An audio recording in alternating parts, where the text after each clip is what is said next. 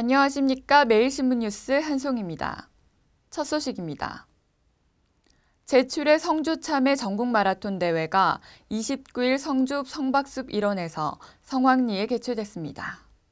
제7회 성주 참외 전국 마라톤 대회가 매일신문사와 성주군 체육회 주최로 29일 성주 성박숲 일원에서 참가자와 가족, 자원봉사자 등 6천여 명이 참가한 가운데 열렸습니다.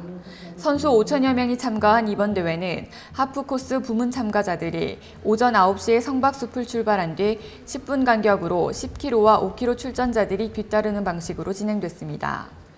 이번 대회 하프코스 부문에서는 이수복 씨가 1시간 16분 41초로 남자부 우승을 차지했고 여자부에서는 유금숙 씨가 1시간 31분 9초의 기록으로 우승했습니다.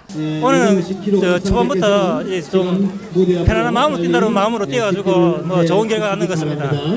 오르막 내리막 적당히 있어서 좋은 것 같고 좀 긴 오르막 있어서 힘은 들었지만 그래도 평기보다는 괜찮은 것 같아요. 그리고 오늘 날씨가 많이 도와준 것 같습니다. 네, 대구 마라톤 화이팅! 또 남자 10km 부문은 김영갑 씨가 35분 48초, 여자 10km는 손호경 씨가 42분 3초로 각각 1위로 고린 지점을 통과했습니다.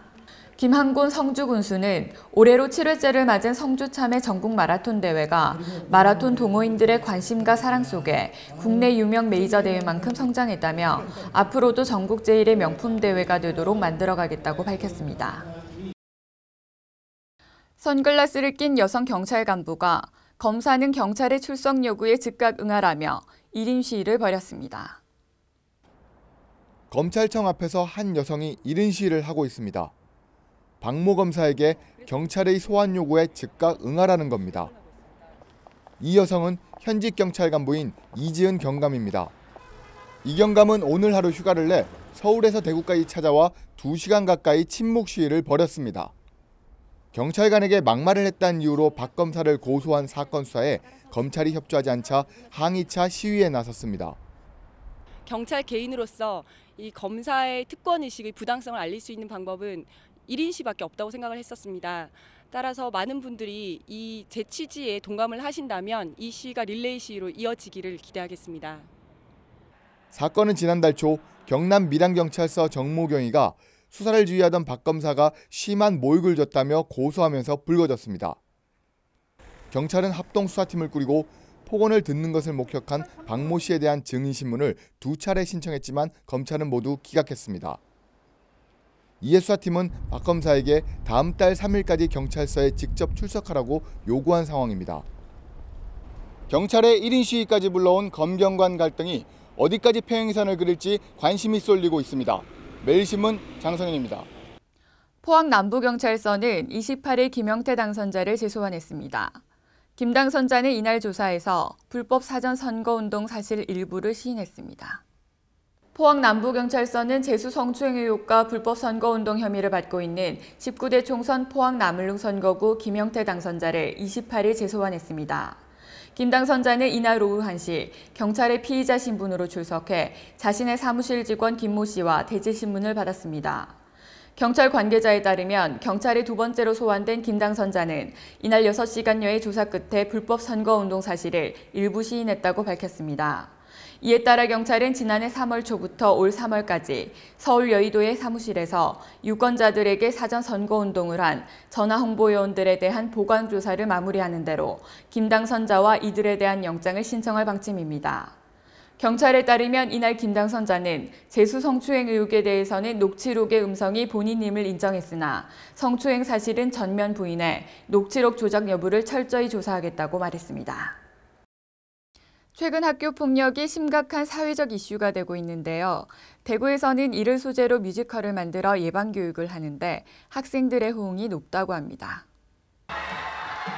공연장이 학생들과 교사들로 가득합니다. 막이 오르고 신나는 노래에 박수와 환호가 터져나옵니다.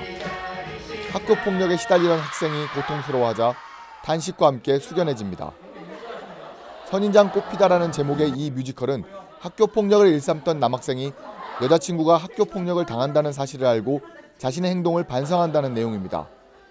지난해 말 학교 폭력에 시달리다 스스로 목숨을 끊은 대구의 한 중학생의 이야기에서 착안했습니다. 평소에는 너무 딱딱한 수업만 듣다가 이렇게 재밌는 공연으로 보니까 학교 폭력에 대해서 더 깊게 생각할 수 있는 기회가 된 것 같습니다. 10회 공연에 누적 관객 수가 13,000명이나 될 정도로 호응이 높자 대구시 교육청은 50회 연장 공연을 하기로 했습니다.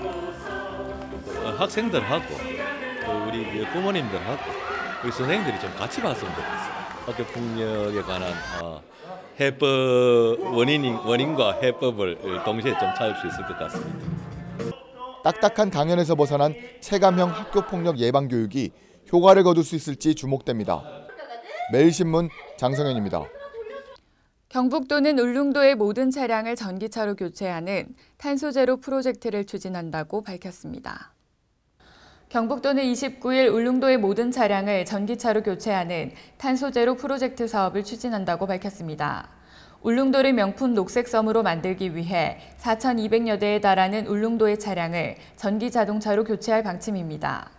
또 올해부터 2014년까지 관용 승용차 43대를 전기차로 대체하고 금속 충전기 10대를 섬 곳곳에 설치하는 등 배터리 방전에 대비할 계획이라고 밝혔습니다. 이어 2015년부터 전기 택시와 전기차 렌터카를 도입하고 섬 전체에 전기차 충전 인프라, 통합 관제센터와 전기차 충전기 교환소를 구축할 예정입니다. 경북도의 한 관계자는 전기차 보급 여건이 개선되면 섬 내 전 가구를 대상으로 전기차 보급을 추진해 육상교통에 화석연료를 사용하지 않는 탄소제로 녹색섬을 만들어 많은 관광객이 찾는 울릉도를 국민체험장으로 활용할 계획이라고 말했습니다. 이상으로 4월 30일 매일신문 뉴스를 마치겠습니다. 시청해주신 여러분 감사합니다.